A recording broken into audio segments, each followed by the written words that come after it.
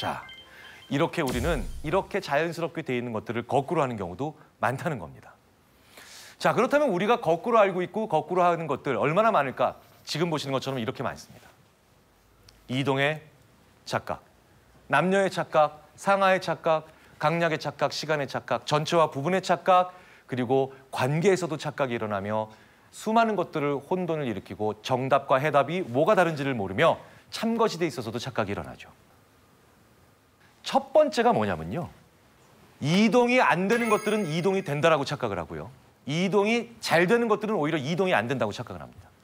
즉, 전염이 잘 되는 것은 전염이 안 된다고 착각하고 전염이 안 되는 것들은 전염된다고 착각하죠. 그리고 그걸 보여주는 대표적인 게 바로 총량의 법칙이에요. 자, 우리 인간의 마음에는요. 총량의 법칙을 따르는 게 있고 총량의 법칙을 따르지 않는 게 있어요. 총량의 법칙, 따른다. 어떤 뜻이냐? 자, 지갑에 10만 원이 있습니다. 지갑 안에 있는 10만 원은 철저히 총량의 법칙을 따르죠. 제가 오전에 출근해서 3만 원을 썼으면 제 지갑에 얼마 남아 있어야 되나요? 7만 원. 7만 원 남아 있어야 되죠. 그리고 7만 원에서 다시 점심 때 2만 원 썼습니다. 5만 원 남아 있어야 되죠. 이게 총량의 법칙을 따르는 거죠. 우리 마음에도 총량의 법칙을 따르는 게 있고 따르지 않는 게 있다는 거예요. 총량의 법칙을 따르는 것 중에 대표적인 게 바로 뭐냐? 의지력입니다. 무슨 얘기냐면요. 제가 오늘 제 마음의 지갑에 10만 원의 의지력을 담아왔어요. 아침에 연구실에 출근을 했는데 제 대학원생 한 사람이 연구계획서를 50페이지를 작성해왔는데 그야말로 엉망진창으로 써왔습니다. 그러면 제가 이 대학원생한테 이씨 진짜 이거밖에 못 쓰겠어라고 화를 쫙 내려고 하는 순간 제가 어제 한 말이 기억납니다. 대학원생들 앞에서 세상에서 제일 무능한 교수가 대학원생한테 화내는 교수다. 이 친구도 어제 그 얘기를 들었어요. 그럼 제가 어떻게 됩니까? 참아야죠. 전 의지력이 필요합니다. 참아야 됩니다. 그래서 제가 헉! 이러면서 괜찮아, 다 틀리면서 성장하는 거야. 라고는 영혼이 조금 더 담겨져 있지 않은 그런 한마디를 하고 이 친구를 돌려보내고 제가 3만 원의 의지력을 씁니다.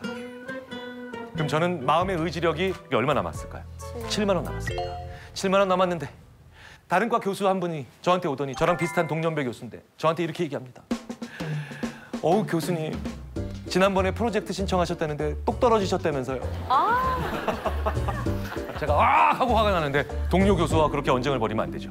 제가 참았어요. 이미 저는 4만 원을 쓴 거예요. 자, 이제 저는 3만 원이 남았죠. 이제 오후 3시쯤 전화가 옵니다. 저희 첫째 딸 시원이에요. 아빠, 이번에도 25점이에요. 그래서 제가 더 이상 참을 수 없어. 하고 올라오는데 아시죠? 내일 제 생일인 거. 자, 이러면 저는 마음의 지갑에 있는 의지력이 다 날아간 거죠. 그러면 저는 이미 3일 전부터 금연하고 있었던 담배가 제 손에 물려 있습니다. 왜? 이제 더 이상 금연할 만한 의지력이 남아있지 않기 때문에. 그래서 심리학자들은 나쁜 습관은 의지력이 바닥난 상태. 이때 나온다는 거죠. 그래서 습관이 무서운 거예요. 어떤 습관, 나쁜 거 가지고 계세요? 야식하는 습관. 잠깐만요. 아, 진짜 안 좋은 그런 몸매를 습관이에요. 가지고 계시면서 야식하는 습관 때문에 나쁜 습관이라고 얘기하시면. 그러니까 이 나쁜 습관을 개선을 하려고 네. 제 나름대로 세운 거는 총량이 정해져 있잖아요. 네, 내가 네, 몸에 네. 받는 양이. 그렇기 때문에 야식은 꼭 먹고 싶고 이러다 보니까 야식을 먹기 위해서 저녁을 억지로 막 굶어요. 끼니를. 그리고 나쁜 습관인 것 같아요. 몸에 안 좋은 습관. 몸에 안 좋은 네. 습관. 네. 또 먹는 거는 허기가 지면 잠을 못 자서 항상 자기 전에 무언가를 먹거나 아니면 잠깐 깼을 때 뭘 먹어야 돼서 옆에다가 먹을 것들을 놔둬요. 빵이라든가 이런 것들을 항상 이렇게 손에서 바로 이렇게 제가 집어서 먹을 수 있게. 보통 그 정도면 병실 아니에요? 입원실에 이렇게. 같은 습관을 가지고 있는데 어떻게 이렇게 다르죠, 몸매가? 자, 그 외에도 나쁜 습관 참 많죠. 이것도 물어뜯으시는 분들. 손톱 물어뜯으시는 분들. 그렇죠? 그리고 심지어 독일의 유명 축구 감독은 경기장에서 긴장만 하면 코를 우벼가지고 그래서 맨날 픽 던지고 말고 죄송합니다만. 네. 자, 근데 이 모든 습관들이 언제 나오겠어요? 내가 지쳐있을 때 나오는 거예요. 사람이 지쳐있을 때는 자기가 자동화된 행동을 어디서 중간에 끊을 수 있는 힘이 안 나옵니다. 그래서 좋은 습관을 기르셔야 돼요. 왜냐? 대표적으로 나쁜 습관이 뭔가요? 욕하는 거죠. 18 뭐 이런 거 입에 달고 다니시는 분들 계시잖아요. 그분들한테 너 그렇게 욕하지 마. 너 그렇게 나쁜 말 쓰면 안 돼. 너 나중에 정말 중요할 때 굉장히 곤란한 일 겪을 거야. 그럼 그 사람들이 이럽니다. 야, 무슨 소리야? 나 그런 거 그때는 안 해. 내가 분위기 파악 못하는 사람이 아니란 말이야. 점잖은 순간, 예의를 차려야 되는 순간, 중요한 순간이 뭡니까? 그 전에 내가 에너지를 많이 쓴다는 얘기죠. 그래서 오히려 거기에서 최악까지는 아니라도 내가 하지 않아야 된다는 생각을 하는 것들을 제어를 못한다는 거예요. 제가 대학교 면접을 보면요. 정말 많은 학생들이, 무시할 수 없는 수의 학생들이 수시 면접 얼마나 중요한 순간입니까? 수시 면접이 끝나고 나가면서 학생들이 불을 끄고 나가요. 불을 끄고 나가요. 그래서 교수 세 분을 암흑 속에 빠뜨리고 나가죠. 사실 이런 경우 많으시죠?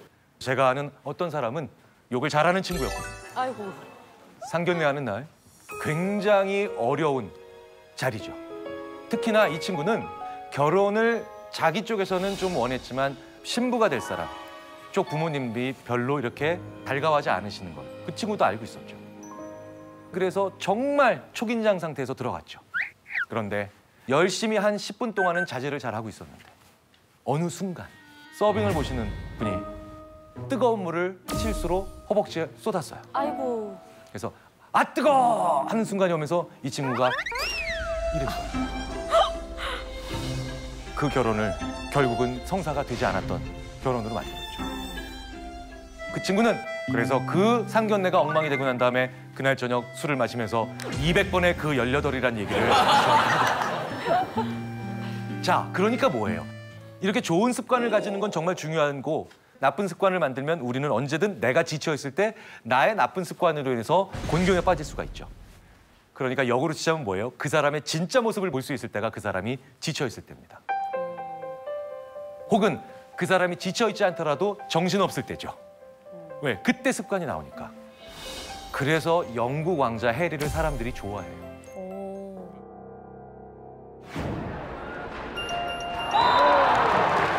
영국 왕자 해리입니다. 지금 팝콘을 먹고 있죠?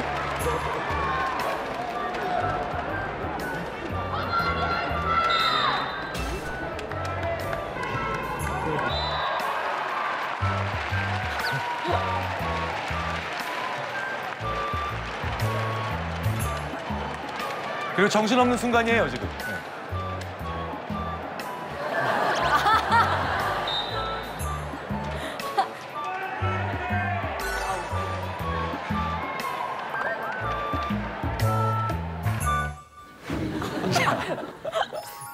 저런 사람 안 좋아할 수 없잖아요.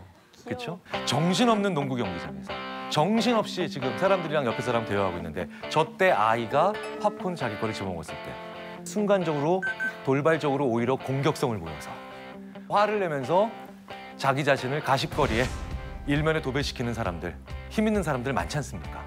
근데 이 사람은 뭡니까? 습관이 몸에 밴 거죠. 그리고 이 습관을 우리는 다양한 장면에서 볼 수 있어요. 이 해리 왕자가 여기에서만 사랑을 받는 게 아닙니다. 수많은 공식 행사에 참여하면서 얼마나 힘들고 지쳐있는 상태겠습니까? 피곤한 상태죠. 그런데 보십시오. 사람의 시선에 눈높이를 맞출 줄 알잖아요. 자기를 낮춰서 저 사람과 같은 눈으로 대화를 하고요. 그리고 다친 사람과는 또 그 사람과 같은 자세를 취해주는 겁니다. 이건 의도할 수 있는 행동이 아닙니다. 이건 습관이에요. 특히 언제 나옵니까? 내가 지쳐있을 때, 내가 피곤할 때, 내가 정신이 없을 때. 자, 그러면 총량의 법칙을 따르는 게 의지잖아요. 안 따르는 게 또 있어요. 그러니까 써도 마르지 않는 셈인 것 같은 게 있습니다. 그게 바로 뭐냐? 기분이에요. 기분은요, 정말 쉽게 전염이 됩니다. 재밌는 연구 한번 말씀드려 볼게요. 그리고 이런 연구는 로맨틱한 나라에서만 가능한 실험이에요. 대표적인 나라가 프랑스죠. 그 라이벌 이탈리아. 이 두 나라에서만 가능한 실험인데요. 프랑스 심리학자들이 최근에 이런 재밌는 연구들을 했었습니다. 5월의 햇빛이 따뜻한 광장에 평균적인 외모, 그러니까 최정원 씨나 에반 씨나 김상중 씨 같은 외모가 아니라 저 같은 평범한 외모의 남자를 광장에 투입합니다. 그럼 그 광장에 여러 명의 그런 젊은 여성들이 지나다니겠죠. 자, 이 남성이 가서 이 여성들에게 호감을 약간씩 표시하면서 전화번호를 물어보는 거예요. 대략 35%가 전화번호를 알려줘요. 그런데 그 똑같은 외모를 가진 남성이요. 날씨가 흐린 날, 정말 별로 안 좋은 날, 광장에 다니는 여성들에게 전화번호를 물어보면 15%도 알려주지 않습니다. 그러니까 2배 이상의 차이가 날씨에 의해서 나는 거죠. 자, 왜겠습니까? 기분은 총량의 법칙을 따르지 않으니까 전염되죠. 이쪽에 있는 것이 사용이 됐어도 여전히 다음 단계를 위해서 사용될 것들이 남아있다는 겁니다. 날씨가 좋으니까 기분이 좋아요. 그러니까 이 사람이 물어봐도 그 기분이 전염돼서 이 사람에 대해서 더 호의적으로 바뀔 수 있는 겁니다. 그런데 날씨가 나쁜 날엔 기분이 별로 좋지 않죠. 이 남자가 나한테 와요. 기분이 안 좋아요. 그러니 전화번호를 가르쳐줄 확률이 극단적으로 감소된다는 겁니다. 자, 여기까지는 꽤 많은 분들이 알고 있는 사실입니다. 심리학자들뿐만 아니라 심리학 논문을 많이 읽는 분들조차도. 그런데 지금부터가 재밌죠. 날씨가 아무리 좋아도요. 그 남성이 여성에게 가서 이 말을 먼저 물어보면 전화번호를 가르쳐줄 확률이 날씨가 안 좋은 날 때처럼 15%로 떨어진다는 거예요. 이렇게 물어보면 돼요. 오늘 날씨 참 좋죠? 이러면 이 여성이 뭐라고 대답하겠습니까? 네, 날씨 좋지요. 그리고 전화번호를 물어보면 그건 그거고. 경계선이 생긴다는 거예요. 그 사람의 상태를 물어봐 줌으로 인해서. 자, 그러니 우리 회사에서 이런 일 많이 일어나죠. 만약에 부장님 한 분이 오늘 아침에 자기 아이가 빵점 받았어요. 그러면 막 열 제대로 받은 상태에서 딱 회사에 출근하면 총량의 법칙을 안 따르니까 어떻게 됩니까? 첫 번째 결제 받으러 간 친구는 그날 죽는 거예요. 어떤 친구가 가든. 그러니까 오히려 부장님이 기분 좋은 상태에 들어오면 결제 서류가 아무리 이상해도 야, 괜찮아. 다 시행착오 거치면서 하는 거지 이런다는 겁니다. 자, 이런 장면은 많이 볼 수 있죠.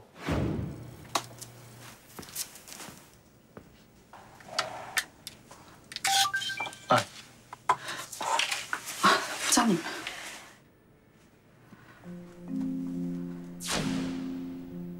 안영희 씨, 부장님 회의 들어갈 준비. 부장님, 회의?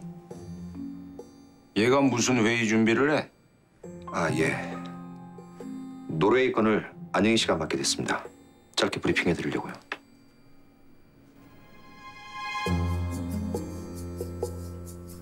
하지 말까요? 나중에 네가 따로 보고해.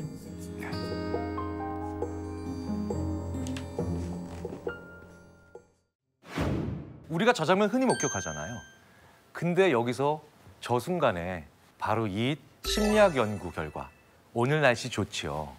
이걸 생각했다면 했어야 되는 말이 하나 있죠.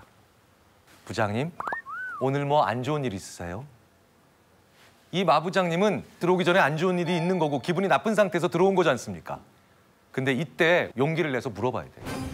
부장님, 오늘 뭐 안 좋은 일 있으세요? 그러면 그 부장님은 두 가지 중에 하나를 하겠죠. 참을 얘기할 수도 있고 거짓을 얘기할 수도 있습니다. 참은 뭐예요? 나 오기 전에 전무님한테 되게 혼났잖아. 거짓은 뭡니까? 아무 일 없었어. 하지만 참을 얘기하든 거짓을 얘기하든 이 부장님은 그건 그거고 라고 하는 심리적 경계선을 만들어낼 수 있어요. 그래서 나에게 엉뚱한 전염이 될 수 있는, 엉뚱하게 화살이 올 수 있는 이런 일들의 경우를 조금이라도 줄일 수가 있다는 거죠. 그런데 이것도 우리가 거꾸로 합니다. 무슨 얘기냐? 오히려 이럴 때는 안 물어보죠. 그리고 이럴 때 물어봐요. 부장님 뭐 좋은 일 있으세요? 그러면 그 부장님은 우리 애가 100점 맞았잖아. 저희 결제 서류 좀. 그건 그거고. 그러니까 총량의 법칙을 안 따르는 기분을 얘기하실 때는 상대방의 기분이 나빠서 나한테 전염이 된다? 그럼 물어보셔야 돼요. 왜 당신은 그 상태에 있느냐? 그리고 혹시 당신은 그 상태가 아니냐? 이렇게 용기 내서 물어보셔야 되고요. 그 사람이 기분 좋을 땐 놔두세요. 물어보지 마세요. 그 사람이 좀 더 그 사실을 즐길 수 있도록. 그런데 우리는 이걸 거꾸로 한다는 거죠. 자, 그렇게 보면 우리는 나의 의지는 과대평가하고 이런 여러 가지 분위기, 감정을 만들어내는 게 분위기잖아요. 이런 것들의 역할은 과소평가하는 그런 경향이 있습니다. 자, 내 의지를 조금만 과소평가하십시오. 너무 믿지 마시라는 거예요. 그리고 분위기의 힘을 너무 무시하지 말라는 겁니다. 이걸 조금만 내리시고 올리시면 우리는 훨씬 더 남들과 더 잘 소통할 수 있고 그리고 그 사람들과 더 잘 지낼 수 있으며 나를 덜 힘들게 만들 수도 있죠.